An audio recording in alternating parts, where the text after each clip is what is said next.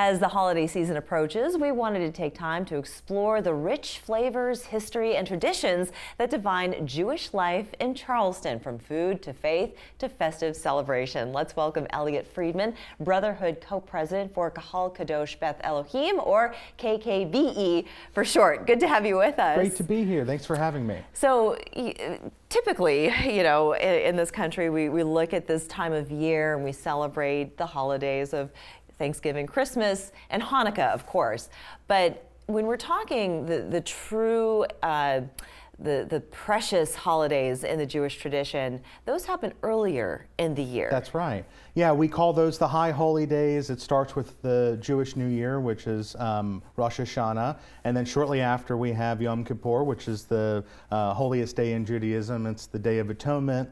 It requires fasting, all these wonderful traditional things, and some deep reflection and spiritual and Torah reading as well. Yes, and how does Hanukkah then differ from those particular holidays? Hanukkah would be considered, if there's a top tier holiday with the Rosh Hashanah, Yom Kippur, Passover, those sorts of holidays, Hanukkah falls on a tier just below that. Very important. We're celebrating the rededication of the temple after defeating the Syrian, Greek,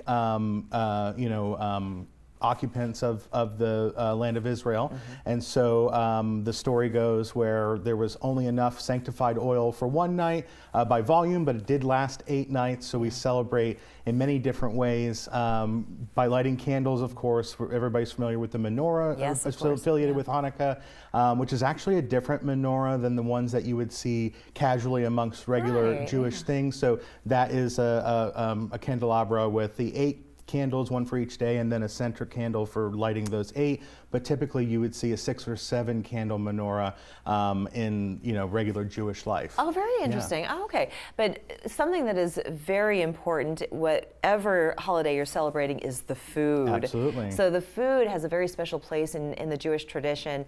And there are different types of cuisine, because Judaism doesn't originate from just one place. You have other influences, and maybe you can explain sort of the difference. So, as we look at the Bible as a historical document, from that perspective, we can see where Jews, have their exodus from Egypt and spend time in present-day Israel, and they were cast into diaspora through many different conquests of other, whether it's the Hellenists during the Hanukkah celebration, or the Romans, or later on the Ottomans, and Jews were kind of spread around the world, and so different ethnicities kind of diverged from that original Abrahamic Jewish critical mass that would have been the founding peoples. And so the two kind of prevailing groups are those in Eastern Europe called the Ashkenazi Jews, and then those that spent a lot of time first in Italy and then later in Spain and Portugal, called the Sephardic Jews, and then they actually would eventually land in North Africa and the Middle East, and those are Sephardic, Mizrahi, Yemenite, Moroccan Jews today. Yeah. Because you're talking about the Eastern European and then the more Mediterranean, so Precisely. The Ashkenazi versus the Sephardic, and they each have their own food traditions, but the one that we're very familiar with here in the States is the Ashkenazi, when we talk about latkes and those types of dishes. There's some other sweet pastries, like during Hanukkah, for example. The Ashkenazi tradition is to have a jelly-filled donut called sukkaniot.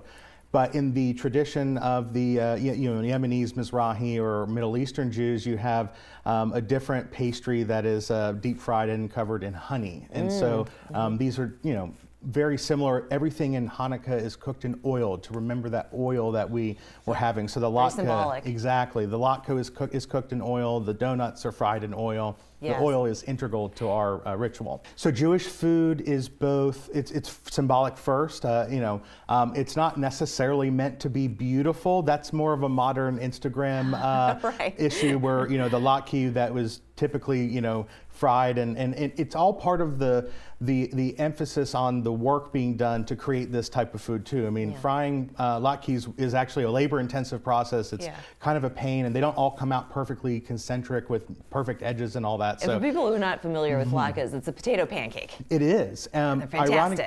They're really good. They were popularized in the 1800s by Eastern European immigrants coming to the United States. There's lots of good options. Sour cream and applesauce? So I do either, not both both at the same time, but I also like to introduce other gourmet toppings like creme fraiche and caviar, salmon roe. I like That'd be very Russian. Yeah, right? absolutely. Yeah. So Very I come Ashkenazi. from an Ashkenazi.